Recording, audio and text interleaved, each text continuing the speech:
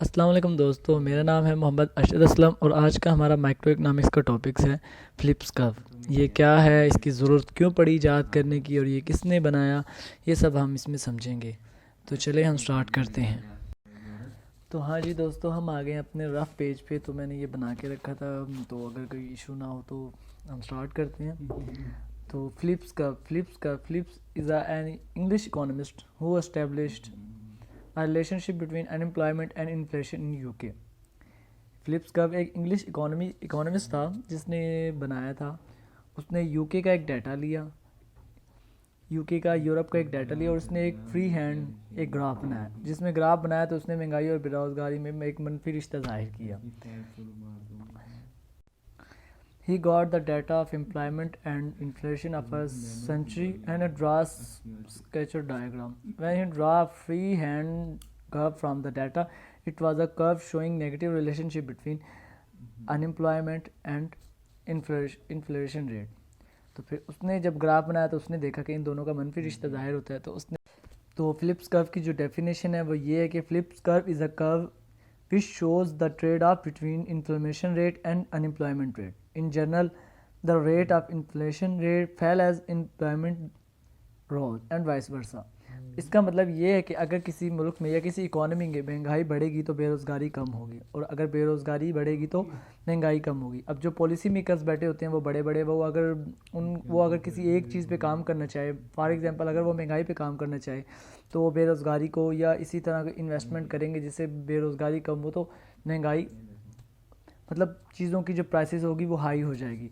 अगर वो बेरोज़गारी पे काम करना चाहते हैं तो वो महंगाई पे कुछ ऐसा इफ़ेक्ट डालेंगे जिससे बेरोज़गारी कम हो। फॉर एग्जांपल महंगाई को कम करेंगे तो बेरोज़गारी ज़्यादा होगी, और बेरोज़गारी ज़्यादा होगी तो महंगाई कम होगी। क्योंकि लोगों के पास पैसा ही नहीं होगा कुछ चीज़ें ख़रीदने का, तो साफ सी बात है महंगाई, अगर बेरोज़गारी ज़्यादा होगी तो उसकी महंगाई, उसकी किसी भी प्राइस लेवल चीज़ों का वो डाउन आ जाएगा। तो अब आते हैं हम ग्राफ की तरफ। ये सिंपल सा ग्राफ मैंने पहले ही बना के रखा हुआ है। तो इसमें हमने एक ग्राफ ड्रा किया सिंपल सा, ठीक है। इसमें हमें शो किया Phillips curve also shows that a negative relationship between unemployment rate and inflation rate. तो हमने एक इकॉनमी ली है, इसमें कोई भी इकॉनमी लेते हैं, हमने एक पॉइंट्स लगा दिए ए और टू बी, ये पॉइंट ए और ये बी। अब ये मनफी रिलेशनशिप है। अब यहाँ पे देखें इनएम्प्लॉयमेंट जो रेट है अगर वो सिफर है तो प्राइसेस चीज़ों की है वो बहुत ज़्यादा हाई है, और जिस तरह अगर बेरोज़गारी फॉर एग्जांपल बढ़ रही है तो उस तरह से महंगाई फॉल डाउन नीचे की तरफ आ रही है।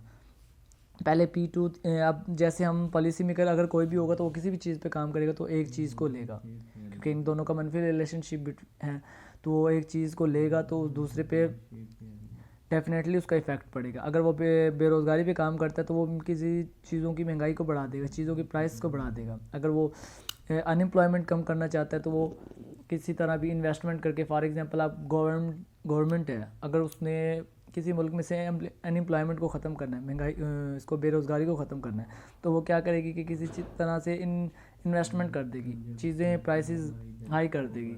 अगर मुल्क में इकॉनमी में पैसा आएगा तो वो फिर इन्वेस्टमेंट होगी तो ज़्यादा से ज़्यादा लोगों को काम मिलेगा, रोज़गार मिलेगा, प्राइसेस हाई होंगी, तो इस तरह से अनएम्प्लॉयमेंट कम हो जाएगी।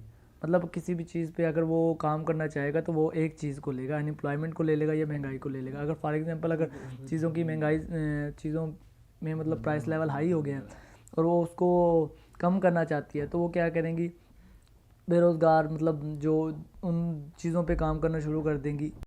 मतलब कि कहने का मतलब ये है कि सिंपल सी का बात है, अगर वो महंगाई को ज़्यादा करेंगे तो अनएम्प्लॉयमेंट कम होगी। मतलब अगर महंगाई ज़्यादा होगी तो रोज़गार बढ़ेगा, अगर महंगाई कम होगी तो रोज़गार कम होगा। इसी तरह अनएम्प्लॉयमेंट का है। तो हमने ये पॉइंट्स लगाए हैं P1, P2, U1 और U2। अगर अब जिस तरह देखें ये प्राइस लेवल कम हुआ है तो ये अनएम्प्लॉयमेंट बढ़ गई है, ठीक है। और अनएम्प्लॉयमेंट को अब जैसे ये पीछे अनएम्प्लॉयमेंट कम हुई है तो ये प्राइस लेवल इसका बढ़ गया है। मतलब कि अगर बेरोज़गारी बढ़ेगी तो महंगाई कम होगी, और अगर महंगाई बढ़ेगी तो बेरोज़गारी कम होगी, सिंपल सी। अब उसके बाद ये है कि जो नेचर है इन्फ्लेशन की, वो अंडर डेवलप्ड कंट्रीज़ में जैसे कि पाकिस्तान है, बांग्लादेश है, इंडिया है, इन कंट्रीज़ में जो क्वालिटी डिफरेंट होती है कंपेयर टू डेवलप्ड कंट्री। क्योंकि डेवलप्ड कंट्रीज़ में inflation start after the level of a full employment, but in the under development countries unemployment rate and inflation rate both increase side by side. जैसे कि पाकिस्तान है, पाकिस्तान में आजकल जो सूरत हाल चल रही है वो स्टैगफ्लेशन की चल रही है। मैं बताता हूँ स्टैगफ्लेशन भी क्या है। जैसे कि तरक्की याफ्ता ममालिक जिनमें तरक्की पजीर ममालिक जिनमें पाकिस्तान और तरक्की याफ्ता ममालिक में सूरत हाल बहुत अलग होती है। तरक्की याफ्ता ममालिक में महंगाई जब भी बढ़ेगी जब मुकम्मल रोज़गार होगा, लेकिन तरक्की पजीर ममालिक में ये चीज़ें दोनों एक साथ बढ़ जाती हैं। इस सूरत हाल को स्टैगफ्लेशन कहते हैं। स्टैगफ्लेशन एक ऐसी सूरत हाल होती है जिसमें महंगाई और बेरोज़गारी दोनों एक ही तरफ से बढ़ना स्टार्ट कर देते हैं। जैसे कि पाकिस्तान में आजकल के हालात हैं वो स्टैगफ्लेशन के और बुरी तरह से हैं। स्टैगफ्लेशन की डेफिनेशन ये है कि a situation of the economy where inflation rate and the unemployment rate are rising together is known as stagflation.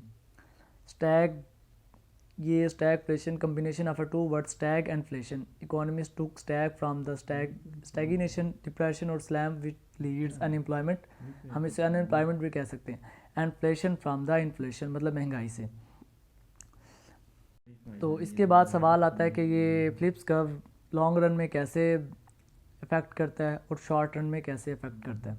तो इसका सिंपल सा है कि लॉन्ग रन में फ्लिप्स कर्व जो है वो लॉन्ग रन में उसका जो फिनोमिना है वो बिल्कुल अलग है शॉर्ट रन से। शॉर्ट रन में Phillips curve shows the trade off between inflammation and unemployment rate, क्योंकि शॉर्ट रन में तो ये दोनों के रिलेशनशिप को अच्छी तरीके से जाहिर कर देता है, लेकिन in the long run Phillips curve shows the phenomena of the stagflation, मतलब ये स्टैगफ्लेशन जाहिर करता है इन दोनों का रिलेशनशिप एक जैसा पॉजिटिव हो जाता है, मनफी नहीं रहता है, और उसको कहते हैं स्टैगफ्लेशन। मतलब कि लॉन्ग रन में ये स्टैगफ्लेशन की सूरत हाल को जाहिर करता है, जबकि शॉर्ट रन में ये इन्फ्लेमेशन और अनएम्प्लॉयमेंट के रेट।